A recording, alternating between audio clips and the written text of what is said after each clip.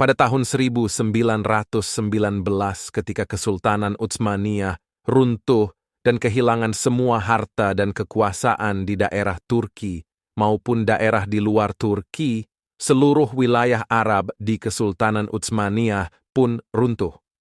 Tentara Yunani menyerbu daratan Turki di Anatolia. Pada saat itu, rakyat Turki merasa ketakutan yang luar biasa karena orang-orang Yunani membenci mereka.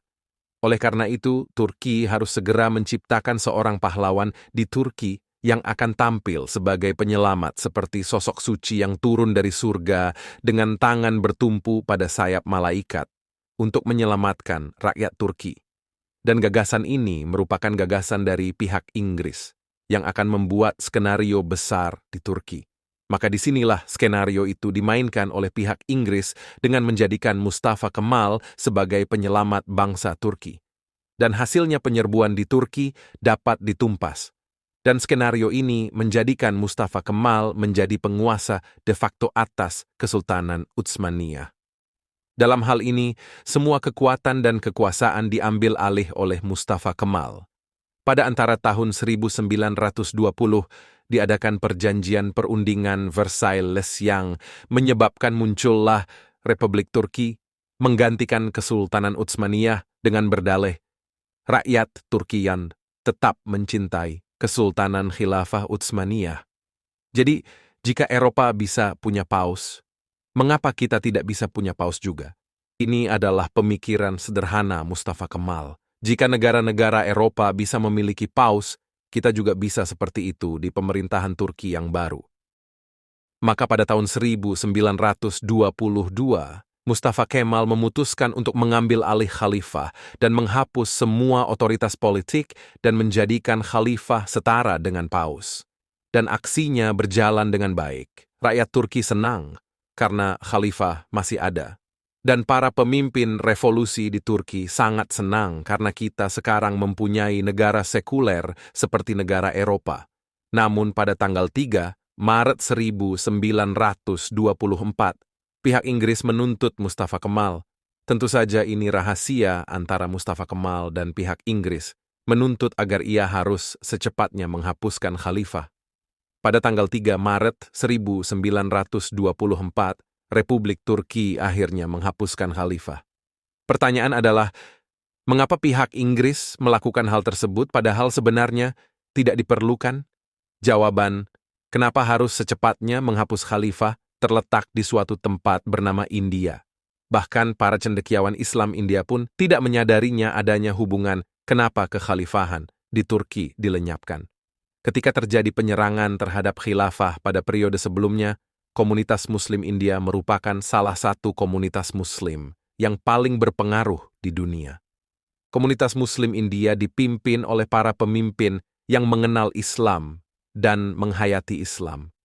Para ulama seperti Maulana Muhammad Ali Jauhar, Maulana Shaukat Ali, Maulana Sayyid Sulaiman Nadvi, mereka ingin menyingkirkan kekuasaan kerajaan Inggris di India. Sehingga ketika mereka berhasil menyingkirkan Inggris, mereka dapat mengembalikan kekuasaan Islam atas umat Islam. Hanya itu yang mereka inginkan. Singkirkan Inggris dan pulihkan kekuasaan Islam atas umat Islam.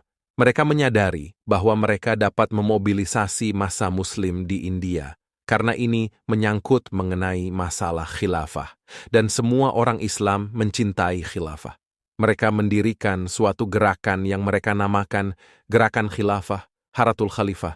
Ketika mereka mendirikan gerakan khilafat ini dan mulai memobilisasi massa Muslim, maka tubuh pejuang Muslim yang tertidur kini bangkit untuk melakukan perjuangan revolusioner mempertahankan khilafah di Istanbul, Turki.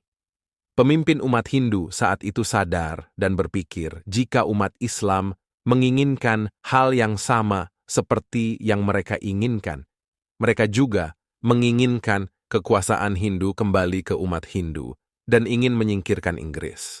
Maka jelas di sini ada persamaan tujuan. Maka oleh Mahatma Gandhi mencoba mendekati pimpinan gerakan khalifah dan bertemu dengan para pemimpin gerakan khilafah untuk menyatukan persepsi tujuan. di mana umat Hindu juga ingin menyingkirkan Inggris dan mengembalikan Hindu ke umat Hindu. Maka Mahatma Gandhi menawarkan untuk berjuang bersama umat Islam India bahu-membahu dalam menyingkirkan Inggris. Dan dengan bergabungnya pihak Hindu India ini, maka dibentuklah aliansi Hindu Muslim.